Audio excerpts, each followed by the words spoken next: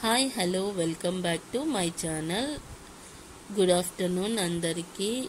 ఈరోజు పాలకూర ఫ్రై చేశాను ఫ్రెండ్స్. ముందుగా స్టవ్ వెలిగించి ప్యాన్ పెట్టి దాంట్లో కొంచెం ఆయిల్ వేసి ఆయిల్ హీట్ అయిన తర్వాత ఆనియన్స్ వేసి ఆనియన్స్ ఫ్రై అయిన తర్వాత పాలకూర వేసి పాలకూరలో నుండి వాటర్ వచ్చే వరకు ఫ్రై చేసుకోవాలి. వాటర్ అన్నీ దగ్గర అయిన తర్వాత దాంట్లో కొంచెం ఉప్పు, పసుపు, అల్లం వెల్లుల్లి పేస్ట్ వేసి ఫ్రై చేసుకోవాలి. అవి బాగా ఫ్రై అయిన తర్వాత కొంచెం కారం వేసుకొని 2 minutes ఫ్రై చేసుకోవాలి. తర్వాత కొత్తిమీర వేసి ఫ్రై చేసుకోవాలి. వీడియో నచ్చితే లైక్ చేయండి, షేర్ చేయండి, సబ్స్క్రైబ్ చేసుకోండి ఫ్రెండ్స్. Thanks for watching.